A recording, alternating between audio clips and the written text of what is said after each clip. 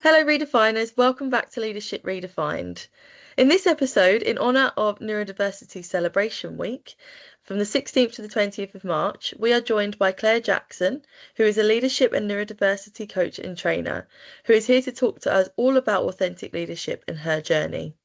But before we get there, let's talk about Neurodiversity Celebration Week. This week is all about a global initiative which is designed to recognise and celebrate the strengths of neurodivergent people, which can include those who are autistic, ADHD, dyslexic, Tourette's syndrome, and many other neurological differences. So it's all about challenging stereotypes and misconceptions about individual abilities and emphasising practical action and promoting equity and meaningful change in workplaces, schools, and communities. Neurodiversity means recognizing that brains are wired differently, and some people process information, attention, or sensory input in ways that don't fit the traditional neurotypical mold. Instead of seeing those differences as problems to fix, the neurodiversity perspective sees them as a part of natural diversity of how humans think. So imagine a leader who doesn't lead with a script or has gone to a business school. They lead with who they actually are. That idea sits at the heart of authentic leadership. The roots go back to humanistic psychology, believing that people function at their best when actions align with their true values and identity. In other words, when who you are on the inside matches how you show up in the world. So, for our listeners, could you introduce yourself, Claire, who you are, what you do? Hi both. I'm Claire Jackson. As you said, I'm a leadership and neurodiversity coach.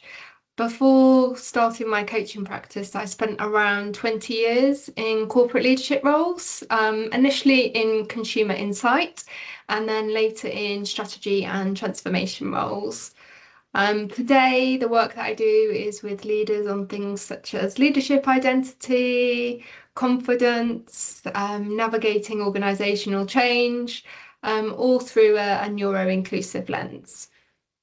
Oh, that's lovely. Thank you. I'm so excited to hear from you today and your experience and the things that you do with the clients that you work with or have worked with in the past. I think it's definitely a super relevant topic. So thank you so much for coming and joining us today. You're welcome.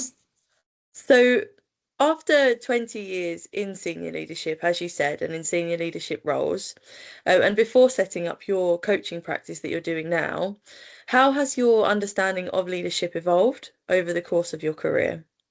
Yeah, I guess early in my career, leadership felt quite performative. Mm, So it was very much about, capability and delivering and, being competent and showing that I knew what I was doing. mm, And then as I started leading larger teams, I guess my perspective changed and I realized that the best leaders often create the conditions where other people can do their best work.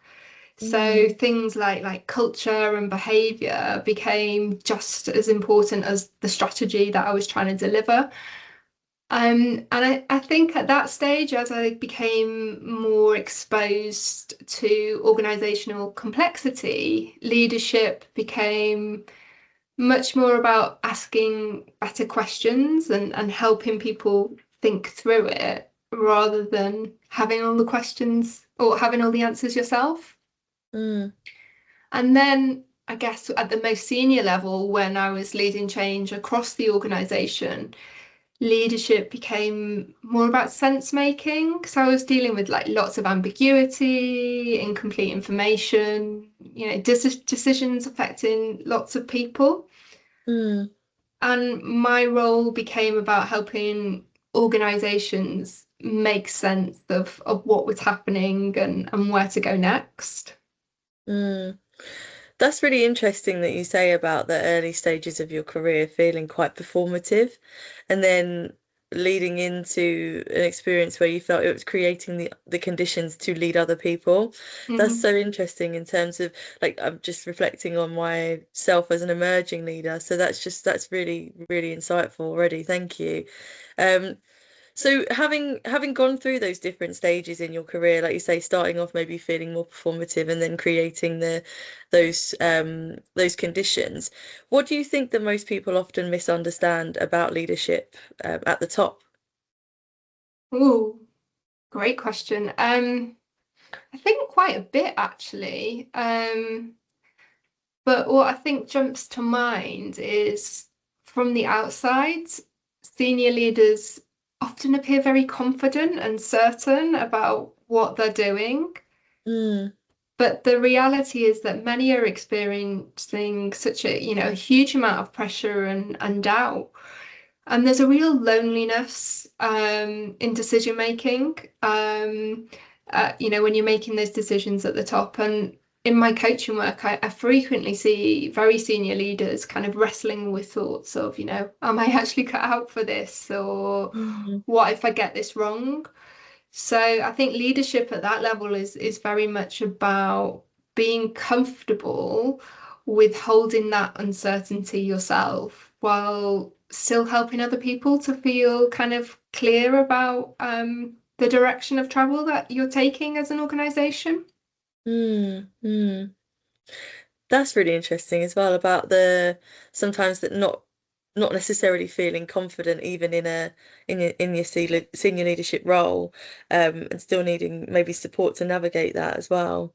Oh yeah, completely. And I think the other thing is I think people assume that senior leaders have much more control over the outcomes and therefore, maybe they're confident about that. But the reality is that, you're navigating competing stakeholder demands and lots of organizational politics and external pressures. So it becomes more about, shaping that environment in which those outcomes can emerge.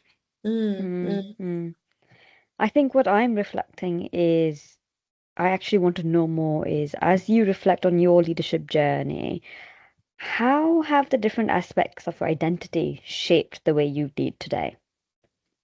So there's a quote I really like from a Danish philosopher that I always come back to, which goes along the lines of life can only be understood backwards, but we must live it forwards. And so when I look back now, I can definitely connect the dots and see how mm, much of my own story has shaped the way that I lead. So I grew up in a working class family in the north of England, and I was the first in my family to go to university.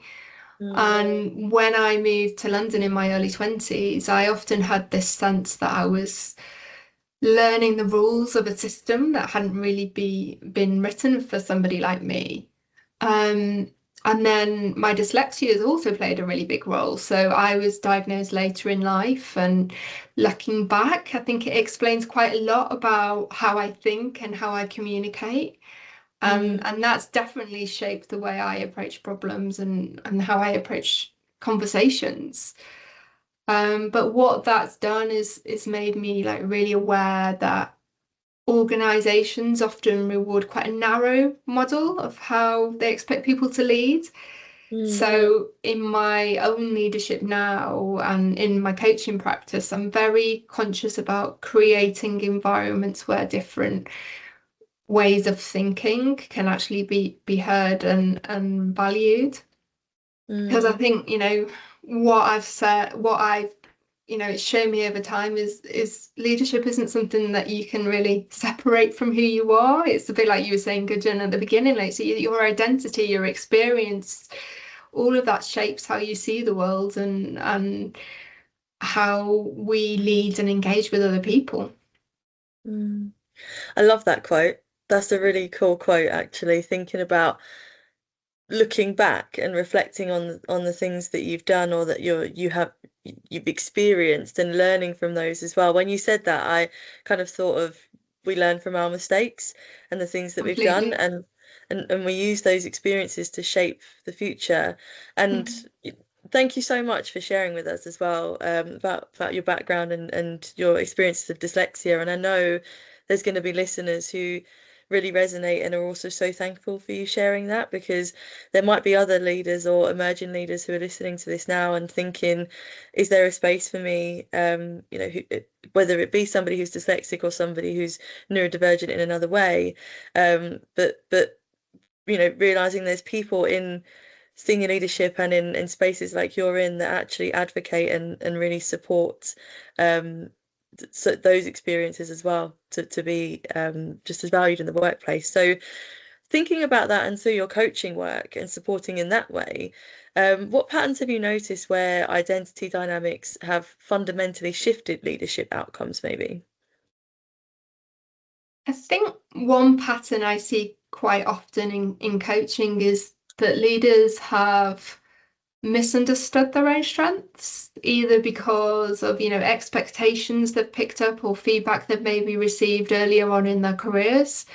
So they've adapted in the way that they show up so that it can help them succeed, but sometimes it kind of pulls them away from how they naturally think or lead. So for example, just touching on that kind of dyslexia, and I work with a lot of neurodivergent leaders, and they often are masking the way that their mind works because they've been told that perhaps they're overthinking things, or at the other end that they're jumping ahead too quickly. And really, their mind's just approaching problems perhaps in a more non-linear way or making connections more quickly. Um, I also work with a lot of female leaders, and again, there's something here around how they adjust themselves and present themselves to fit expectations of what leadership is supposed to look like, which is often quite an outdated model. And I think in trying to answer your question, I think some of the most interesting moments in coaching happen when people start to see those patterns for themselves, when they realize how much of their leadership style has been shaped by trying to fit into a system rather than working with their natural strengths. And I think once that becomes more visible, then people often start to make different choices about what kind of leader they want to be and what they want to be known for. Mm, mm. I think what I'm hearing is that leadership identity develops through personal experience. Mm-hmm. And what I'm hearing is through values, seeing patterns, being aware about those patterns, and even life transitions. So how they've come to this point of being a senior leader. Um, and I think as leaders grow, they often become more conscious and of how their elements of, let's say, identity, background, like how you've mentioned about working class, and belief systems as well. So I've moved out, I've moved to London, moved out of London, and I know how those transitions work, and that lived experience end up shaping decision making or the way we communicate or the priorities that we have as leaders. Yeah, I'm just thinking about what you said there as well, Claire.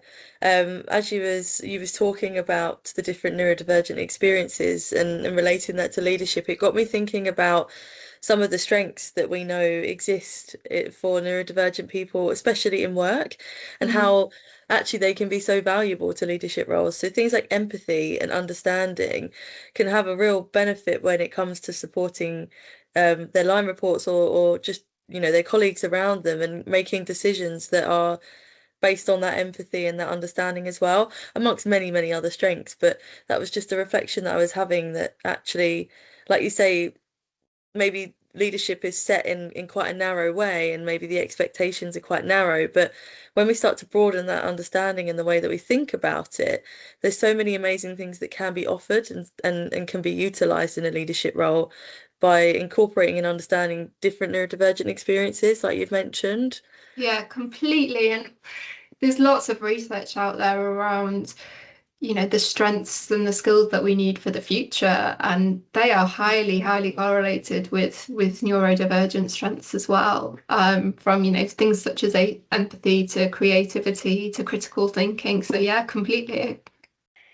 So you've spoken openly about the late diagnosis with dyslexia. How do you think that shaped the way you lead and the way that you work with leaders today?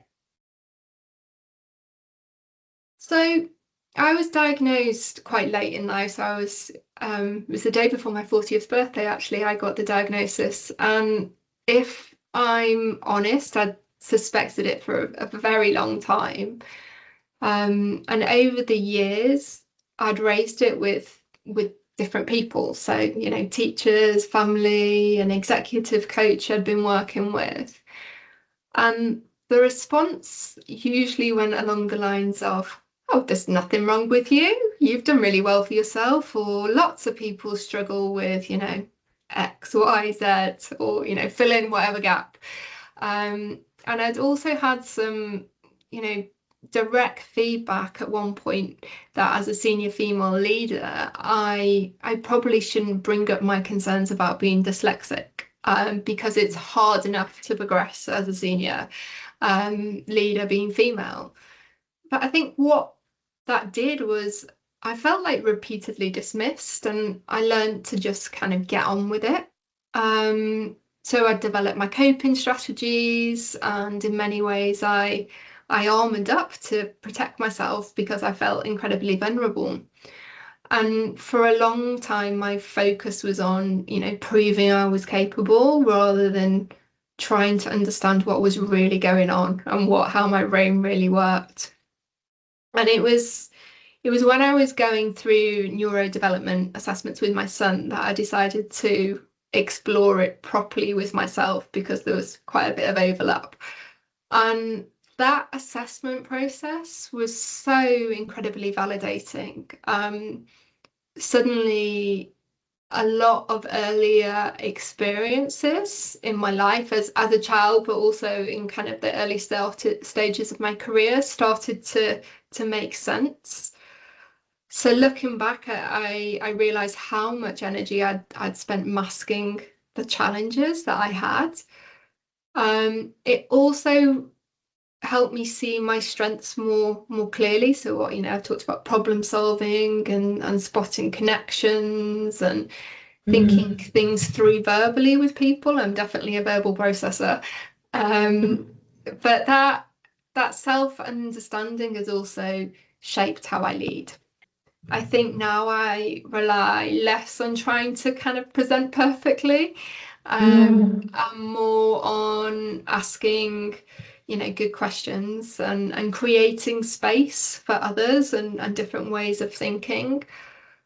I think the other big thing for me was being much more conscious about how I manage my energy, particularly my cognitive energy, and when I go into kind of cognitive overload, when my brain just feels completely frazzled. So I'm much more intentional about how I structure my day and my ways of working so it supports my brain. Once I've become aware of my strengths and challenges more, and I understand them, I can just see so much more cognitive diversity that exists, and how often organizations unintentionally design systems that typically work for neurotypical brains. And so I've rambled on a bit now, but I think that's the bit of bringing that all together. That's why I'm really passionate about neuro inclusion, and it's becomes a lens of how I approach my coaching work. So, Claire, what would you say to senior leaders who suspect they may be neurodivergent but feel uncertain about disclosure? That actually comes up quite a lot in my work. And I see senior leaders who are being, diagnosed later in life or suspect they may be neurodivergent. I also work with emerging talent who may have had like accommodations in the educational system, but are now navigating the workplace. And I think for both audiences, I'd say the first thing is, the label itself is often less important than understanding how your brain works. So what matters is really developing that insight into things like, how you process information, how you make decisions, how you kind of manage your attention and your energy, and, what environments allow you to do your best work. And once leaders start to understand those things, then they can start to experiment with their ways of working that, plays to their strengths, rather than constantly fighting themselves.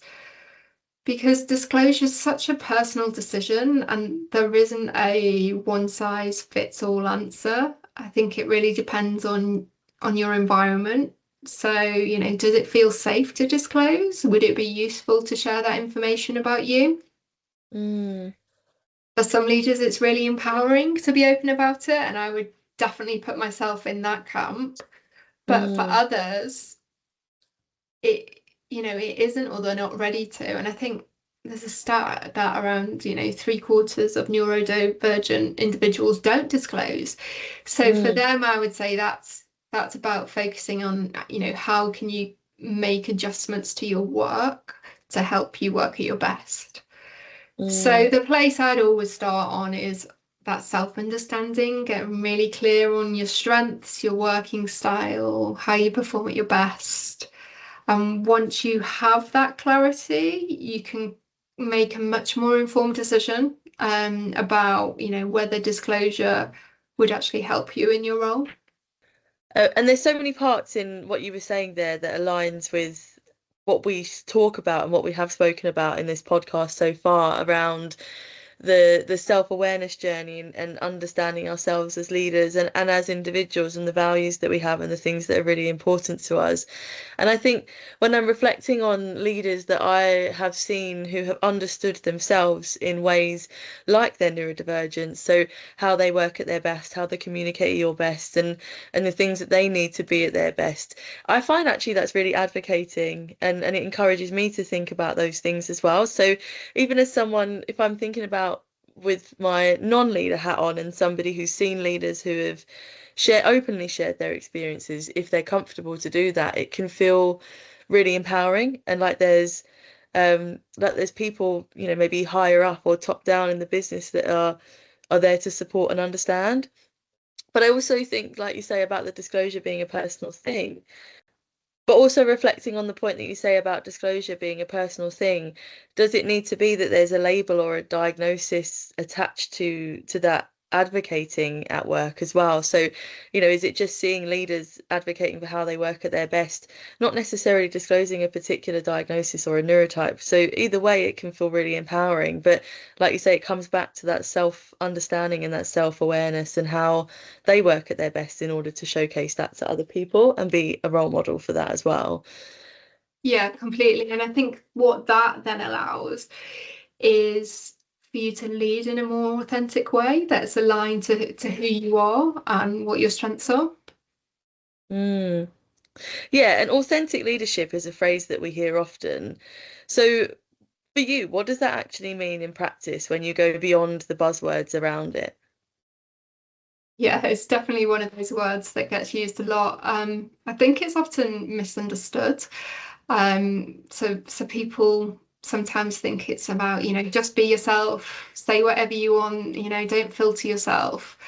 But in practice, I think it's much more nuanced.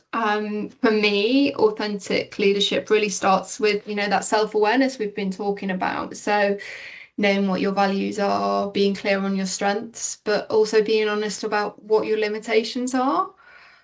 And those things then become like an internal compass that guides you in your decision making and how you show up as a leader. But it also requires that like ongoing reflection and discipline. So, it's not something you discover once. I've found my blueprint, I'm done now. It evolves as you grow and your experiences change. So, as you're learning more about yourself and you're refining how you lead. And part of that is how others experience you. So, when leaders show vulnerability and are transparent about their decision making, that builds trust and credibility. And people can start to see like the actual human behind the role rather than just that professional persona. I think there's also quite an ethical dimension to authentic leadership. So recognizing that impact that your decisions have on others, and balancing like your perspective with empathy for people around you as well. So I think to sum up, because I've rambled again, but I think, authentic leadership isn't about, radical self-expression. It's about, leading from a place that's, true to yourself, but is still thoughtful and flexible in how you respond to the context around you.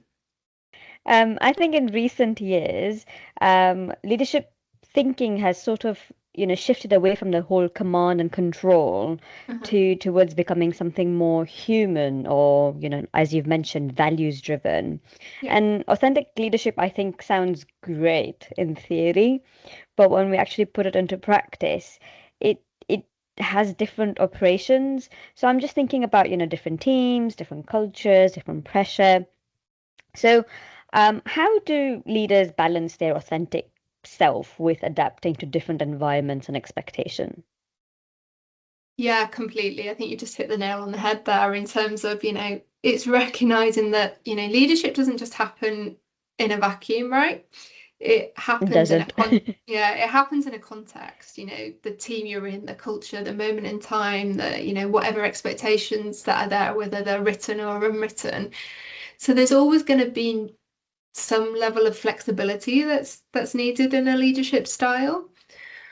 I think the leaders that I see that do authentic leadership well intentionally flex how they communicate or how they approach a situation to meet what that particular moment requires. But you can tell that they're anchored in their values and the sense of who they are, that, they can tone it up or down depending on, the context and who they're talking to. So I think there's a real balance there between authenticity and adapting. And when leaders get that right, they're not only credible as a leader, but they're also that human as well. They're a human leader. Yeah, I think what makes me think is the word right that you've used. Mhm. How do we know what the balance is right? Or when do we know the balance is right? I'm not sure we ever do. I think it's an ongoing reflection and adaptation as as we go through and we learn things. Some moments I think you feel it in your gut.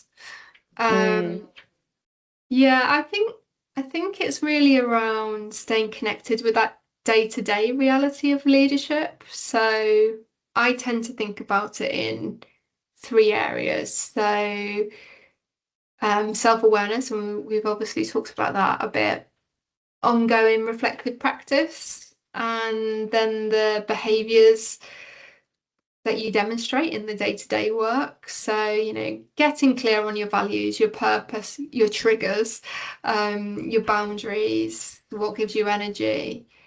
And then that ongoing reflection and feedback. So, the world is moving so quickly, and without that reflection, it's quite easy to kind of drift into other, areas. So that might be something, like journaling. Lots of people talk about mm, journaling, and I'm not a Mm. big writer. I'm more of a voice noter. I've always got my phone out, sending voice notes to myself. But just checking in with yourself, whether that be like weekly or monthly, what went well, what did I learn, what would I do differently? And also inviting perspective from others. So I see the true coach coming out. Mm. yeah, so you could speak to a coach, for example. Um, but Or you could use these questions. yeah, but speaking to trusted colleagues or like mentors, and just it's useful to speak to other people so you can see, what have I missed in this.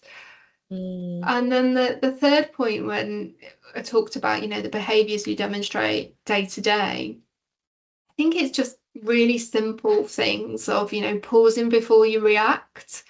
Um, Mm. Listening to actually understand rather than kind of jumping into kind of solutions mode or offering advice. Mm. Um, Being open about mistakes because we all make them. and creating those environments where, you're IDing people against the right roles and that they can play to their strengths. So it's very much, I think, an ongoing practice. No, I was just going to say there's something about that third point that you said there that feels so human, and it really leans into the human aspects of leadership. So, like you said about like listening with intent and really kind of like listening to someone because you want to get something out of it. So that so much of that has given some food for thought for me, and especially the third point that you raised around listening to understand. And I think what I got from that third point was really just the human aspects of leadership and how being human within your leadership makes you that much more relatable and approachable and understandable as a leader. And really, I mean, I'm thinking about myself and what I would look for in a leader, and I probably would sort of navigate towards those leaders that I feel I can relate to on a personal and a human level. Hmm. So it's just really interesting that you raised that point about the listening and that coming into the idea of authenticity as a leader. Yeah, it's all about that connection, isn't it, with other people, and that's how people relate to you, and not doing that command and control, but actually being open and spending time with people. Absolutely, absolutely. I mean, the one thing that you did mention about, being right and being true to self, and I'm thinking leaders often talk about bringing their authentic true self to work, and Hmm. you know, but I'm also concerned that sometimes we've got professional environments that also require a certain level of adaptation. So Yeah. how do you personally think, what the balance is between the true self versus adapting to the expectations at work? The word that quite often is used is around masking, how Yeah. much should you mask within the working space? I'm also thinking about conduct, but what are your thoughts? Yeah, I mean, that's a really good point. And I think that's, when I was talking before about this isn't like radical self-expression here of, there's a set of behaviors that you have to demonstrate. We're in a, professional setting. You have to be respectful. So that has to be kind of woven in, and you do need to be able to flex and how you show up. You just can't like come out with whatever's going through your mind. You need to be kind. You need to respect people, and you can still do that by being authentic.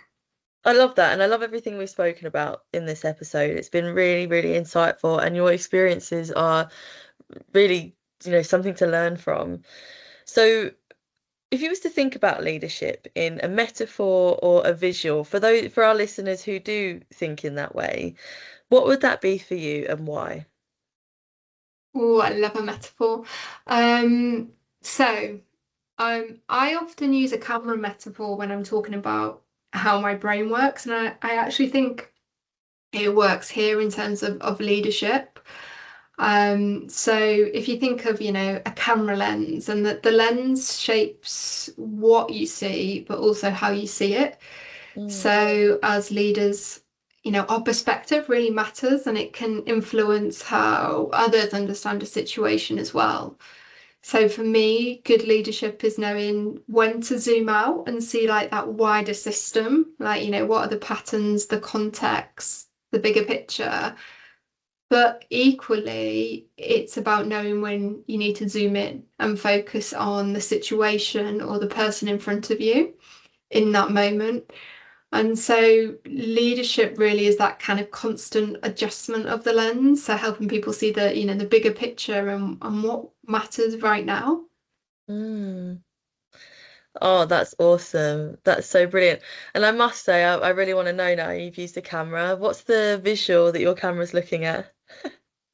It could, at the moment Wait, it's wait, wait. Is that your inference, Lauren? Yeah.